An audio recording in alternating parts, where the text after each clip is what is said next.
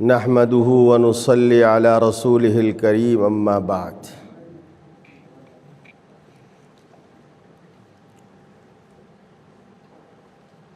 اعوذ بالله من الشيطان الرجيم بسم الله الرحمن الرحيم ومن يبتغ غير الإسلام دينا فلن يقبل منه وهو في الآخرة من الخاسرين صدق اللہ العظیم۔ حاضرین محترم، گرامی قدر بزرگوں اور دوستوں، جو آج اس بارونق مبارک محفل اور مجلس میں جمع ہیں، اور وہ لوگ جو اپنے گھروں میں یا گھروں کے باہر ہماری اس آواز کو سن رہے ہیں، ان سب کو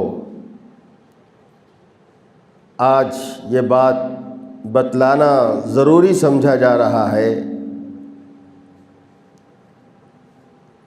کہ اللہ تبارک و تعالی نے ہم لوگوں کو ایک سے بڑھ کر ایک نعمت عطا فرمائی ہے۔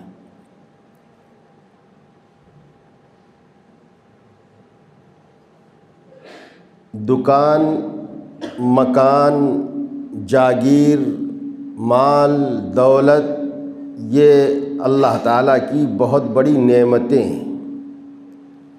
اس سے بڑی نعمت ہماری اپنی زندگی اور اپنی جان ہے۔ اس سے بڑی نعمت ہمارا ایمان ہے۔ تو معلوم ہوا کہ ایمان سب سے بڑی دولت، سب سے بڑی نعمت ہے۔ مال اگر خدا نخواستہ ضائع ہو جائے تو کوئی زیادہ غم اور افسوس کی بات نہیں، اور اگر اس سے بڑھ کر ہماری جان بھی نکل جائے، یہ بھی ہمارے لیے کوئی بڑے غم کی اور بڑے صدمے کی بات نہیں ہے۔ لیکن اگر خدا نخواستہ ایمان سے محرومی ہو رہی ہے، یہ ہمارے لیے سب سے بڑے خطرے کی بات ہے۔ جتنا غم کیا جائے، جتنا صدمہ کیا جائے، کم ہے۔ اس واسطے کہ ایمان ہی وہ دولت ہے، وہ نعمت ہے کہ اس کے بغیر آدمی جنت میں نہیں جا سکتا، جنت میں نہیں جا سکتا۔ ایمان کے بغیر جنت میں داخلہ ممکن نہیں ہے۔ جنت میں لے جانے والی چیز ایمان ہے۔ ان الذین آمنوا وعملوا الصالحات یہدیہم ربہم بایمانہم تجری من تحتہم الانہار فی جنات النعیم۔ جنت میں لے جانے والی چیز اللہ نے فرمایا ایمان ہے۔ ایمان والوں کو ایمان ہانک کر لے جاتا ہے جنت میں، مال نہیں لے جاتا، کوئی اور چیز جنت میں نہیں لے جاتی۔ جنت میں لے جانے والی چیز ایمان ہے۔ تو معلوم ہوا کہ سب سے بڑی دولت اور نعمت ایمان کی نعمت ہے، ایمان کی دولت ہے۔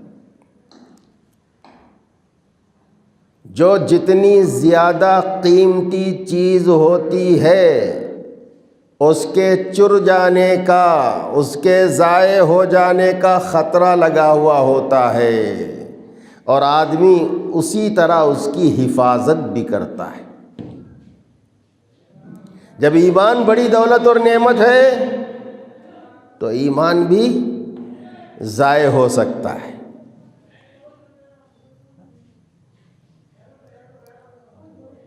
ایک مومن اپنے ایمان سے محروم ہو سکتا ہے، جیسا کہ ابھی آپ نے حدیث کے حوالے سے سنا۔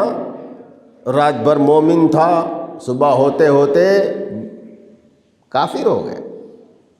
دن بھر مومن تھا، رات آتے آتے کافر ہو گیا۔ معلوم ہوا کہ ایمان سب سے بڑی دولت اور نعمت ہے، ایمان کے ضائع ہو جانے کا بھی اندیشہ ہے۔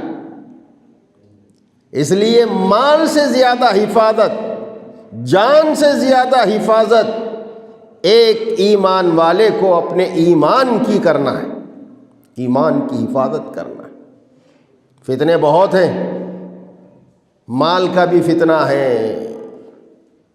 جان کا بھی فتنہ ہے، اعمال کا بھی فتنہ ہے، ارتداد کا بھی فتنہ ہے۔ لیکن میرے دوستوں، بزرگوں، انسان بڑا سا بڑا گناہ کر لے، بڑا سا بڑا گناہ کر لے،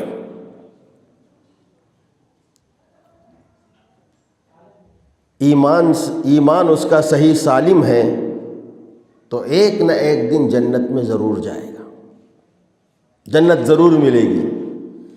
اور اگر آدمی خدا نخواستہ ایمان سے محروم ہو کر مرا تو اللہ تعالیٰ فرما رہے ہیں لَوْ أَنَّ لَهُم مَّا فِي الْأَرْضِ جَمِيعًا لِيَفْتَدُوا بِهِ مِنْ عَذَابِ يَوْمِ الْقِيَامَةِ مَا تُقُبِّلَ مِنْهُمْ وَلَهُمْ عَذَابٌ أَلِيمٌ۔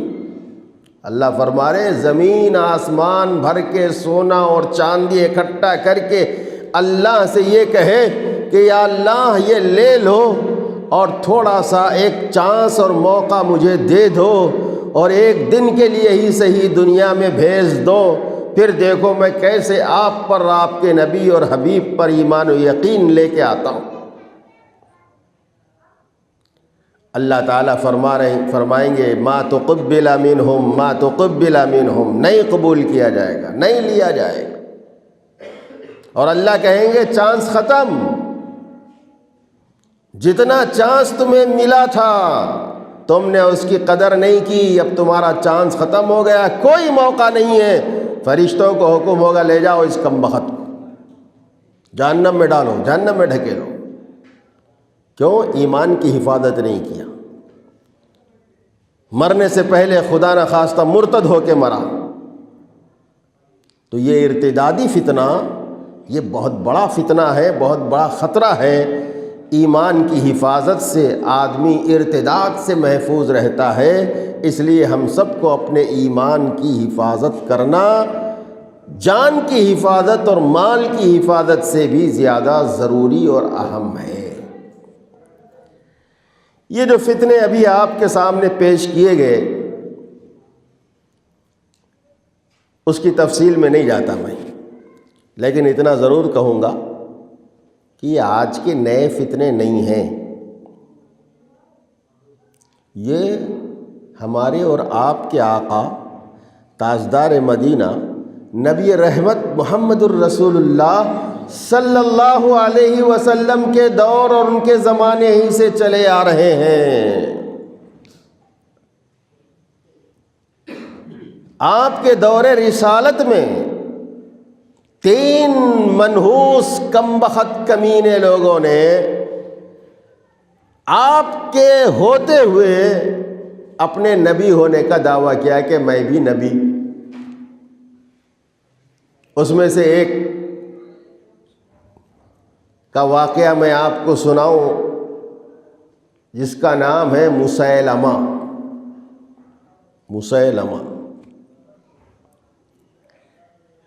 اس کو نبی ہونے کا شوق ہوا تو اس نے اپنے لوگوں میں اپنے بارے میں نبی ہونے کی بات چلائی، میں نبی ہوں، میں نبی ہوں، میں رسول ہوں۔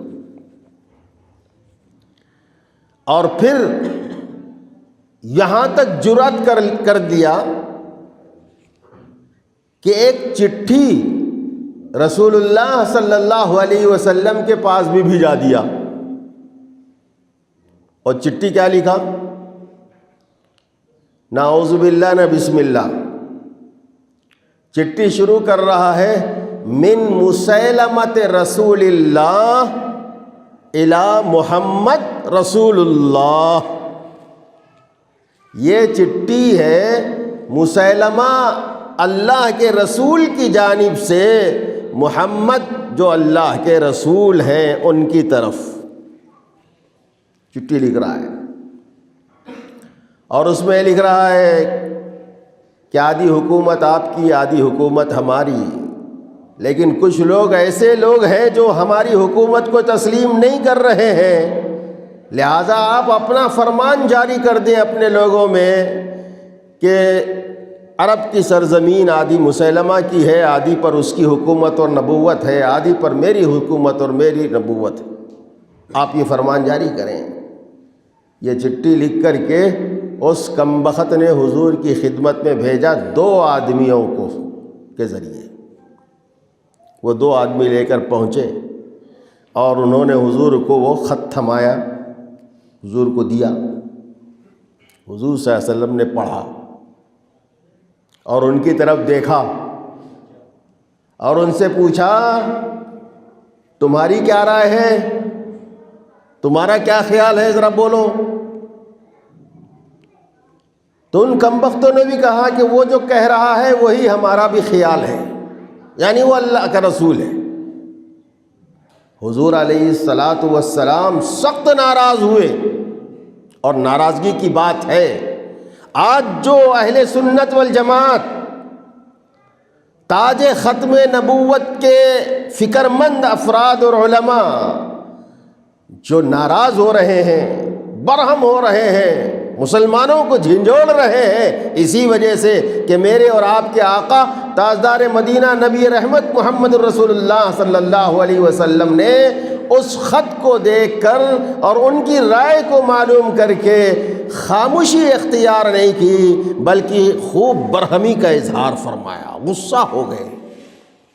اور اس کے بعد کیا فرمایا سنیے، اس کے بعد فرمایا اگر ملکوں کا بین الاقوامی انٹرنیشنل قانون سفیروں کے ساتھ چھیڑ چھاڑ کا نہ ہوتا، قاصد آئے، سفیر آئے، ایمبیسیڈر آئے، تو اس کے ساتھ چھیڑ چھاڑ کا اگر قانون نہ ہوتا کہ ان کی حفاظت کریں گے، ان کی سلامتی کو یقینی بنائیں گے، اگر یہ قانون نہ ہوتا لَضَرَبْتُ أَعْنَاقَكُمَا، آپ نے فرمایا میں تمہاری گردنیں اڑا دیتا، تمہاری گردنیں اڑا دیتا، تم زندہ رہنے کے قابل نہیں، تم ایک بیہودہ آدمی کو رسول مانتے ہو، تسلیم کرتے ہو۔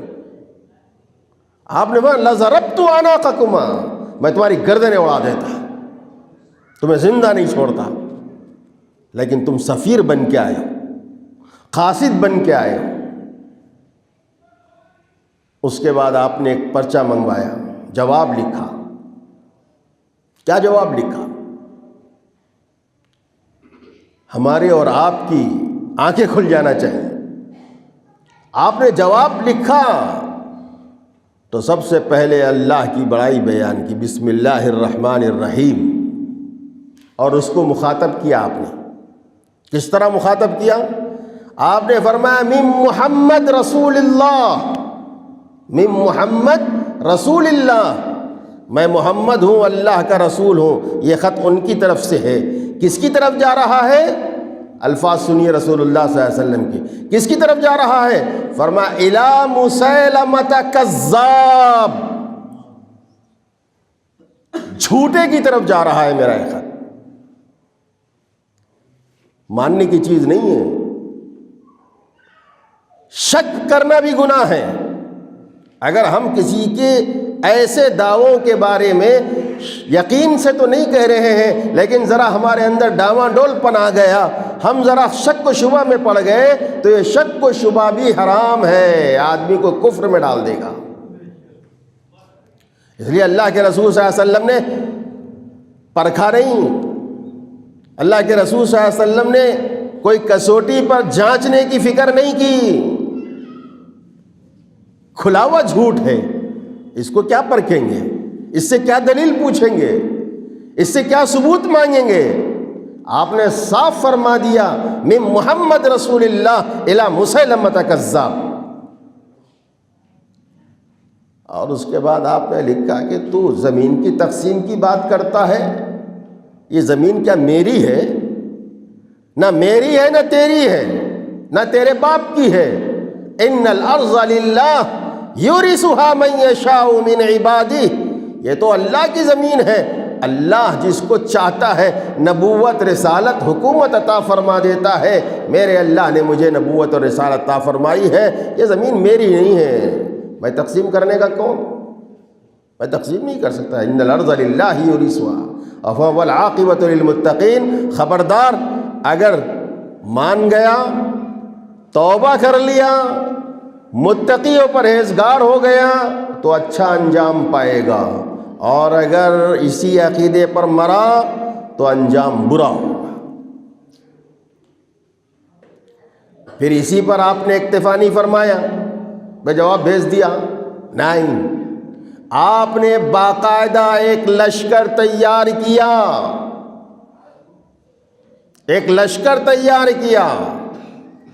کس کے لیے؟ مسیلمہ اور مسیلمہ کے ماننے والوں سے جہاد کرنے کے واسطے، ان سے جنگ کرنے کے لیے آپ نے باقاعدہ ایک لشکر تیار کیا. اس کے تھوڑے ہی عرصے کے بعد رسول اللہ صلی اللہ علیہ وسلم رخصت ہو گئے، دنیا سے تشریف لے گئے. حضرت ابو بکر صدیق رضی اللہ تعالیٰ عنہ کا دور آیا تو حضرت صدیق رضی اللہ تعالیٰ عنہ نے اسی لشکر کو باقاعدہ روانہ فرمایا.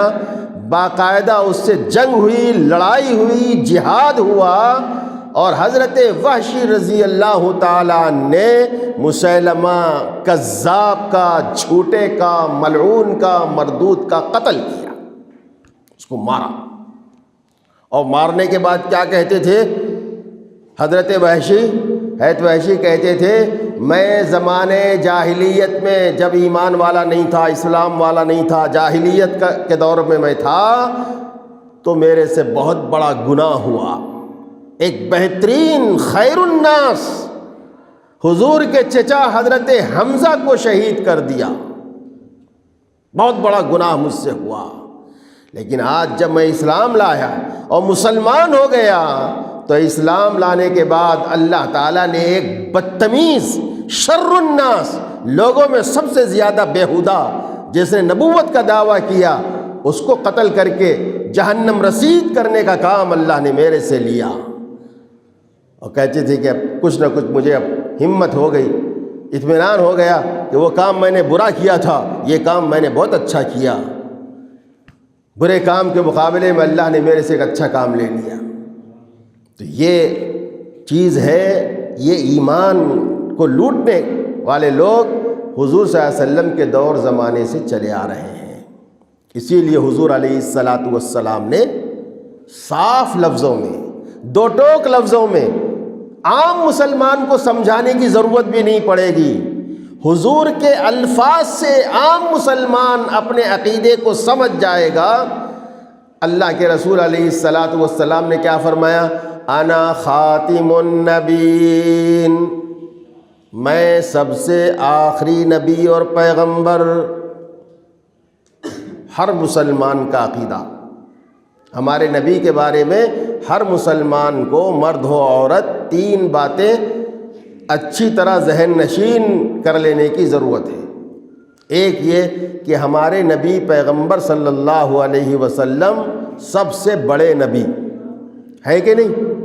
سب سے بڑے نبی، امام الانبیاء. نبیوں میں سب سے بڑے نبی کون؟ محمد الرسول اللہ صلی اللہ علیہ وسلم، سب سے بڑے نبی. اور نبیوں میں سب سے آخری نبی کون؟ محمد الرسول اللہ صلی اللہ علیہ وسلم.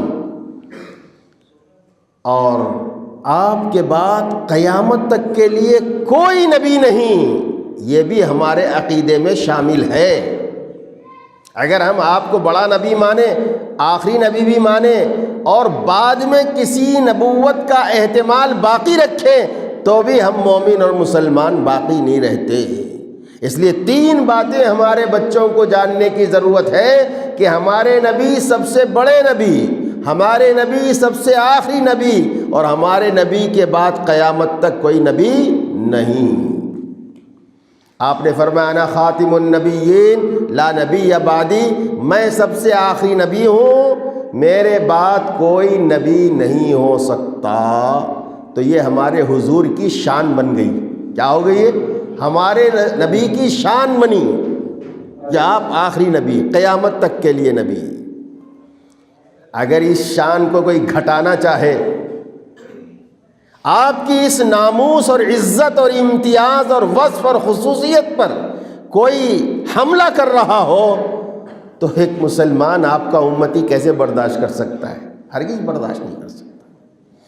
اس لیے ہم اور آپ سب جٹے ہوئے ہیں، لگے ہوئے ہیں کہ لوگوں کو یہ معلوم ہو جائے، مسلمانوں کو بھی معلوم ہو جائے، اور جو بیچارے بہک گئے، کھسک گئے، شک میں پڑ گئے، اور آپ کے بعد کسی اور کی نبوت کے قائل ہو گئے، ہم ان سے بھی اپنی بات پہنچاتے ہیں، ان تک بھی اپنی بات پہنچاتے ہیں کہ خدا کے واسطے اگر تمہارے دل کے اندر اللہ کی محبت ہے اور تمہارے سینوں میں رسول اللہ صلی اللہ علیہ وسلم کی عظمت ہے، تو تم اس گستاخی کو ایک سیکنڈ اور ایک لمحے کے لیے بھی برداشت نہیں کر سکتے۔ جس امتی کے دل میں رسول اللہ صلی اللہ علیہ وسلم کی عظمت و محبت ہے، وہ کیسے برداشت کرے گا؟ ہرگز برداشت نہیں کر سکتا۔ ہم ان لوگوں سے کہتے ہیں اگر واقعی تمہارے دل میں اللہ سے محبت ہے، واقعی تمہارے دل میں رسول اللہ صلی اللہ علیہ وسلم کی عظمت ہے، تو تم یہ کیسے برداشت کر رہے ہو کہ ان کو آخری نبی مان رہے ہو اور ایک دوسرے کو بھی نبی تسلیم کر رہے ہو؟ اللہ کے رسول صلی اللہ علیہ وسلم نے اس کو برداشت نہیں کیا، فوراً فرما دیا تو جھوٹا ہے، ہو ہی نہیں سکتا۔ لہذا قیامت تک اگر ایسے لوگ پیدا ہوتے رہیں گے، وہ سب جھوٹے ہوں گے، دجال ہوں گے۔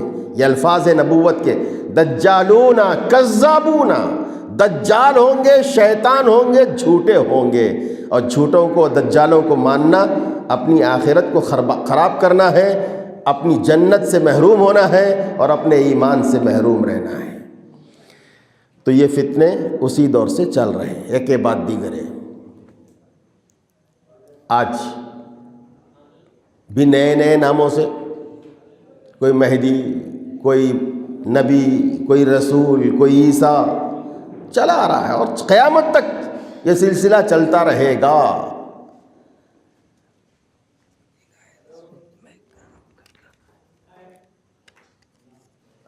قیامت تک یہ سلسلہ چلتا رہے گا۔ ہمیں اور آپ کو اللہ تعالیٰ کی طرف سے یہ آزمائش رہے گی، آزمائش رہے گی۔ انہی فتنوں میں، فتنوں کے زمانے میں، فتنوں کے دور میں، ادھر سے ایک فتنہ اٹھ رہا، ادھر سے ایک فتنہ اٹھ رہا، ادھر سے ایک شخص ہمارے ایمان کو چھیننے کی کوشش کرے، ادھر سے ہمارے ایمان کو چھیننے کی کوشش کرے، کوئی ہمارے اپنے اندر درمیان میں رہ کر ہمارے ایمان کا لٹیرا بن جائے، اور کوئی باہر سے لوگ آ کر ہمارے ایمان کے لٹیرے بن جائیں۔ تو ایسی صورتحال میں، آزمائش کے دور میں اپنے ایمان کی حفاظت کرنا، اپنی اولاد کے ایمان کی حفاظت کرنا، یہی کمال ہے، یہی جہاد ہے، یہی استقامت ہے، یہی انسان کی خوبی اور انسان کا کمال ہے۔ آج آپ کو بہت سارے فتنوں کے نام لیے گئے، میں اس کو نہیں دہراتا۔ ان فتنوں سے واقفیت بھی ضروری ہے، اور ایسے ماحول سے اپنی اولاد کو بچانا بھی ضروری ہے جس ماحول کی وجہ سے ہمارے بچے، ہمارے جوان، ہمارے مرد، ہماری عورتیں اپنے ایمان سے محروم ہو سکتی ہیں۔ ان سے بھی اپنے آپ کو بچانا اور دور رکھنا ضروری ہے۔ حضور اکرم نبی کریم صلی اللہ علیہ وسلم نے جب ایسے فتنوں کا ذکر فرمایا تو ایک صحابی نے پوچھا، یا رسول اللہ صلی اللہ علیہ وسلم، وہ کون لوگ ہوں گے؟ ذرا ان کی پہچان تو بتا دیجئے تاکہ ہم اپنی اولاد کو ان سے دور رکھیں۔ کون لوگ ہوں گے؟ تو حضور علیہ الصلاۃ نے فرمایا، وہ تو تمہارے جیسے ہی ہوں گے، وہ تو تمہارے جیسے ہی ہوں گے۔ آج ان فتنوں کو پھیلانے والے لوگ ہماری آنکھیں دیکھ رہی ہیں کہ ہمارے جیسے ہی ہیں، ہمارے جیسے ہی۔ دور کی بات نہیں عرض کرتا میں، آپ سے قریب محلہ ہے نا بنلا گوڑا، ہمارا مدرسہ ہے وہاں۔ مسلمانوں کے 2 کالج مشہور ہیں، مغل کالج یا اور کوئی کالج،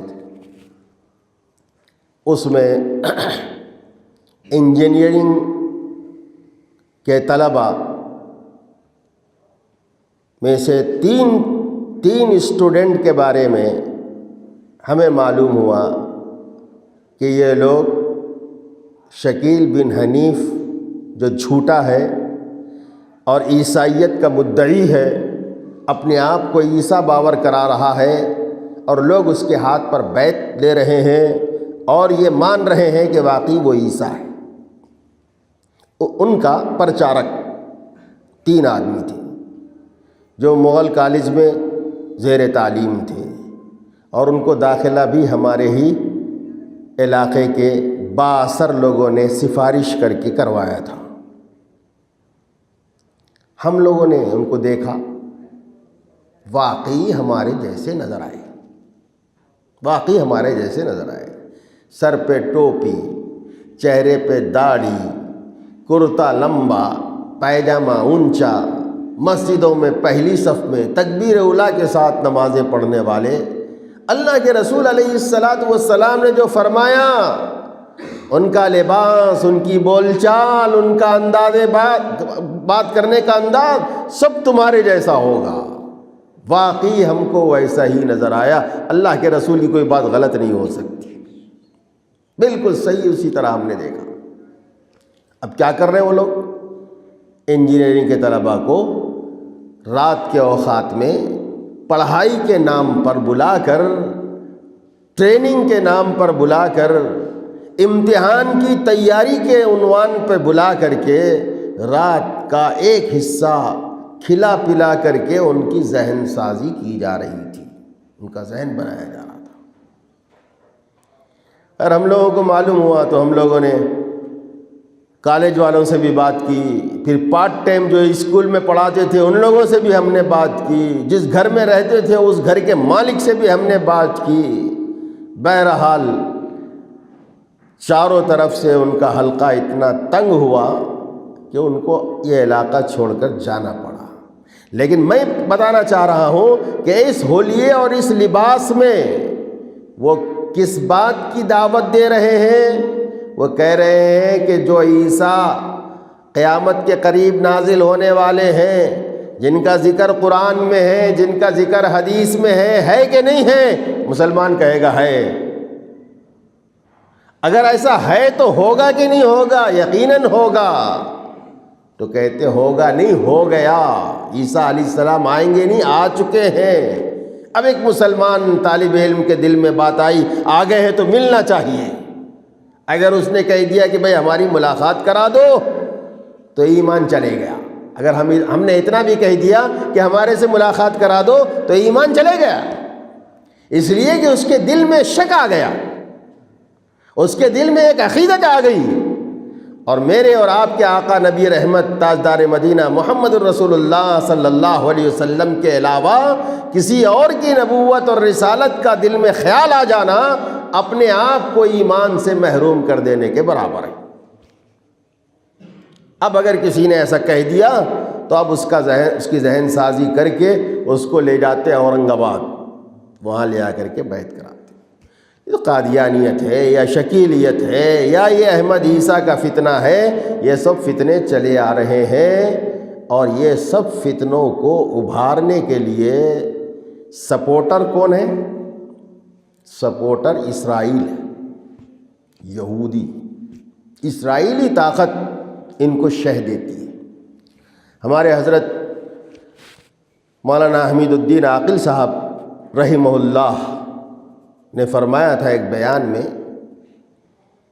کہ اسرائیل سے ان کو بڑی مدد ملتی ہے، اور اس کی وجہ میں بتاتا ہوں آپ لوگوں کو، وہ یہ ہے کہ اسرائیل کی سرزمین میں کسی مسلم مملکت کا کوئی دفتر اور آفس نہیں ہے، مسلمانوں کی کوئی وہاں سرگرمی نہیں ہے، لیکن وہاں اگر کوئی سرگرمی ہے تو احمدیوں کی ہے، قادیانیوں کی ہے، اور اسرائیل کی سرزمین میں ان کا دفتر ہے، ان کا آفس ہے، جو اس بات کی علامت ہے کہ ان کو پوری طاقت، ان کو پوری قوت اسرائیل سے مل رہی ہے، اور جب یہاں انگریز تھا تو اسی نے غلام احمد قادیانی کو تیار کیا تھا، اور وہ ایسا تیار ہوا کہ آج تک اس کے چہرے چپاٹے چل رہے ہیں۔ تو بہرحال میں عرض کر رہا ہوں کہ یہ سب فتنے اس زمانے سے ہیں، اور اللہ کے رسول صلی اللہ علیہ وسلم نے خبردار کر دیا تھا ایسا ہوگا، ایسا ہوگا، فتنے آئیں گے، کوئی کہے گا میں نبی ہوں، کوئی کہے گا رسول ہوں، کوئی کہے گا میں عیسیٰ ہوں، کوئی کہے گا میں مہدی ہوں، یہ فتنے ہوں گے۔ ان فتنوں کے زمانے میں تمہاری آزمائش یہ ہوگی کہ تم اپنے ایمان کو صحیح سالم بچا کر لے جاؤ، اپنی اولاد کے ایمان کی حفاظت کرو، مرو اس حال میں کہ تمہارا عقیدہ بالکل صحیح سالم، ذرہ برابر بھی اس میں شک و شبہ نہ پیدا ہو۔ اللہ نے ان لوگوں کے لیے جو اسلام کا عقیدہ چھوڑ دیتے ہیں، نبی کی نبوت کو، رسالت کو مانتے ہوئے کسی اور کی عیسائیت اور رسالت کو ماننے لگتے ہیں، اللہ نے فرمایا افغیر دین اللہ یبغون، افغیر دین اللہ یبغون، اللہ کے دین کو چھوڑ کر کوئی دوسرا دین بھی تم تلاش کرنے لگے، ڈھونڈنے لگے۔ کتنی بڑی آفت ہے مسلمان کے لیے، اللہ کا دین چھوڑ دیں۔ اللہ کا دین کیا ہے؟ جس طرح اللہ کو ایک مانتے ہیں ذات میں بھی، صفات میں بھی، قدرت میں بھی، ایسے ہی ہمارے اور آپ کے آقا نبی رحمت تاجدار مدینہ محمد الرسول اللہ صلی اللہ علیہ وسلم کو آخری نبی ماننا، آپ کے بعد کسی قسم کی نبوت کا خیال بھی دل میں نہیں لانا، یہ سمجھنا کہ قیامت تک آپ ہی نبی اور پیغمبر ہیں۔ یہ عقیدے کی حفاظت دو طرح سے ہو سکتی ہے۔ ایک تو ابھی ہمارے محترم مولانا رشد صاحب نے فرمایا، واقفیت حاصل کرو، جانکاری حاصل کرو، اپنی آل اولاد کو بتاؤ عقیدہ کیا ہے اور اس قسم کے فتنے کیا ہیں، اور دوسرے یہ کہ برے لوگوں کی صحبت سے اپنے بچوں کو بچاؤ، خود بھی بچو، اپنے بچوں کو بچاؤ۔ آج کل برے دو صحبتیں بری ہیں، دو صحبتیں بری ہیں، آزاد قسم کے، لچر قسم کے لوگ، ان کی صحبت، اور دوسرے یہ جو ہمارے پاس اسمارٹ فون ہے نا، اس کی صحبت، یہ دو صحبتیں بری ہیں، ایسی بری ہیں کہ ان میں پھنسا ہوا آدمی آسانی سے نکل نہیں پاتا۔ گلبرگے کے علاقے میں 200 آدمی مرتد ہوئے، 200 آدمی مرتد، 200 نوجوان مرتد ہوئے۔ کیسے مرتد ہوئے؟ وہ پاکستان نہیں گئے، وہ احمد عیسیٰ سے جا کے بات نہیں کیے، وہ واٹس ایپ پر، فیس بک پر، نیٹ پر احمد عیسیٰ کو سنے، احمد عیسیٰ کی باتیں سنے، اور پھر محرومی، بدقسمتی یہ ہے کہ وہ اس کے عیسیٰ ہونے کے قائل ہو گئے۔ الحمدللہ وہاں کے علماء محنت کر رہے ہیں، 200 نوجوانوں کی نشاندہی کیے، جس میں سے 15 لوگوں کو سمجھانے پر 15 لوگ تائب ہوئے، 15 نوجوان اپنے اس گھناؤنے جرم سے توبہ کی اور مسلمان ہوئے، پھر سے اسلام لے آئے، کلمہ پڑھے۔ تو یہ ایک بری صحبت ہے۔ حضرت سعدی شیرازی رحمۃ اللہ علیہ فرماتے ہیں، تا توانی دور شو، تا توانی دور شو از یار بد، جتنا ہو سکے تم اپنے کو برے دوستوں کی صحبت سے بچاؤ اور دور رکھو۔ کیوں؟ اس لیے کہ یار بد بدتر از مار بد، اس لیے کہ بری صحبت، برا دوست زہریلے ناک سانپ سے بھی زیادہ برا ہوتا ہے۔ آگے فرمایا، زہریلا ناک سانپ اگر ڈس دے تو صرف جان جا سکتی ہے، لیکن برا دوست ہماری جان کے لیے بھی خطرہ ہے، ہمارے ایمان کے لیے بھی خطرہ ہے۔ اس سے بڑا خطرہ اور کیا ہو سکتا ہے؟ اس لیے ہمارے اپنے بچوں کا سرکل تلاش کرو، اور ان کو بتاؤ کہ اگر اس فون نیٹ استعمال کر رہے ہیں تو کام کے لیے، ضرورت کے لیے، بلا وجہ کی چیزیں اگر تلاش کریں گے اور اس میں پڑھیں گے کون حق ہے کون ناحق ہے، کون فتنہ ہے اور کون سی اچھی بات ہے، ہم اس کی تمیز نہیں کر سکیں گے۔ ہو سکتا ہے کسی برائی میں ملوث اور مبتلا ہو جائیں اور ایمان خطرے میں پڑ جائے، اس کا خطرہ لگا ہوا ہے۔ اس لیے ایک تو علماء کے پاس لے جاؤ، واقف کراؤ، اور دوسرے بری صحبت سے، برے بچوں سے، برے ساتھیوں سے، بری چیزوں سے اپنی آل اولاد کی پوری حفاظت کرنے کی کوشش کرو۔ اللہ مجھے اور آپ کو، سب مسلمانوں کو توفیق عمل عطا فرمائے، اور جب آپ کے بچوں کو تھوڑا سا موقع ملے، کالج کی چھٹیاں ہو جائیں، اسکول کی چھٹیاں ہو جائیں، تو کسی اللہ والے کی تلاش کرو، اپنے بچوں کو اللہ والوں کے پاس لے جاؤ۔ پکنک کے لیے لے جاتے ہو نا، اوٹی لے جاتے ہو، کشمیر لے جاتے ہو، ان کے ظاہری تفریح کی فکر کرتے ہو، اس سے زیادہ ان کے ایمان کو مضبوط کرنے کی فکر کی ضرورت ہے۔ ہمارے بزرگوں میں ایک بزرگ گزرے ہیں، حضرت حکیم الامت تھانوی رحمۃ اللہ علیہ، فرمایا کرتے تھے لوگوں سے، مسلمانوں سے، کہ تم اپنے بچوں کو اسکولوں کالجوں میں پڑھا رہے ہو، پڑھاؤ، ہم تمہیں روکیں گے نہیں، لیکن تم سے اتنا کہیں گے کہ جب ان کی کالج کی، اسکول کی چھٹیاں ہو جائیں تو ان بچوں کو ان بزرگوں کے پاس لاؤ، 10 دن 12 دن 15 دن، اور یہاں تک فرمایا ایک موقع پر کہ ہم ان کے پیجامے نہیں اٹھائیں گے، ان کی پینٹیں نہیں اوپر کریں گے کہ بھائی ٹخنے ڈھک رہے ہیں، حرام ہے، اوپر کرو، ہم ان کو ٹوپی نہیں پہنائیں گے، ہم ان کے اوپر کوئی جو ہے سختی نہیں کریں گے، لیکن ان کے ایمان کی حفاظت کی فکر کریں گے۔ اگر وہ آ جائیں اور رہ جائیں بزرگوں کی صحبت میں تو ان کا ایمان مضبوط ہوگا، ان کا یقین مضبوط ہوگا، اور ان کی جنت محفوظ رہے گی۔ اتنا ہم ضرور کریں گے۔ اس لیے ایسے موقعوں پر علماء کے پاس لے جانا، اولیاء کرام کی صحبت میں بٹھانا، یہ ہمارے اور آپ کے لیے، سب کے لیے ایمان کی حفاظت کا ایک ذریعہ ہے۔ میں آج کے اس اجلاس کے ذریعے سے اپنے تمام مسلمان عقیدے کی صحت اور سلامتی رکھنے والے بھائیوں اور بہنوں سے عرض کروں گا کہ اللہ تعالیٰ نے آپ کو ایمان صحیح عطا فرمایا ہے، عقیدہ آپ کا درست اور صحیح اور سالم ہے، اس کی حفاظت کیجیے، اس کو باقی رکھنے کی کوشش کیجیے، مرتے دم تک اس کی گہری نگرانی رکھیے، اپنی اولاد کی نگرانی رکھیے۔ اور جو ہمارے وہ حضرات جو کسی زمانے میں مسلمان تھے، ایمان اور عقیدے کے صحیح تھے، لیکن کسی کے چکر میں آ گئے، کسی کے چکر میں آ گئے، کسی کے عشق میں آ گئے، دولت کے لالچ میں آ گئے، عورت کے لالچ میں آ گئے، فتنے کا شکار ہو گئے اور انہوں نے غلط عقیدہ اختیار کر لیا۔ ہم اس اجلاس کے ذریعے سے انہیں بھی جھنجھوڑنا چاہیں گے اور انہیں بھی اپنی بات پہنچانا چاہیں گے کہ ابھی زندگی باقی ہے، توبہ کا دروازہ کھلا ہوا ہے، ابھی زندگی باقی ہے، توبہ کا دروازہ کھلا ہوا ہے۔ جب زندگی ختم ہو جائے گی توبہ کا دروازہ بند ہو جائے گا، فائدہ اٹھا لو، آج توبہ کا دروازہ کھلا ہوا ہے، سچی پکی توبہ کرو، اور اس گستاخی سے جو نبی علیہ السلام کی شان میں ہو رہی ہے فوراً توبہ کر کے، استغفار کر کے ایمان کو قبول کرو، اور حضور علیہ السلام کو آخری نبی پیغمبر مانو کہ آپ کے بعد کوئی نبی نہیں، اور ان لوگوں کو چھوڑ دو جو آپ کے ایمان کے ڈاکو بنے ہوئے ہیں، لٹیرے بنے ہوئے ہیں، اور آپ کے ایمان کو چھین رہے ہیں، آپ کی آخرت کو برباد کر رہے ہیں، ان سے اپنے دامن کو چھڑاؤ، اور ہم اہل سنت والجماعت میں آ کے شامل اور شریک ہو جاؤ۔ توبہ کر کے آؤ گے ہم گلے سے لگا لیں گے۔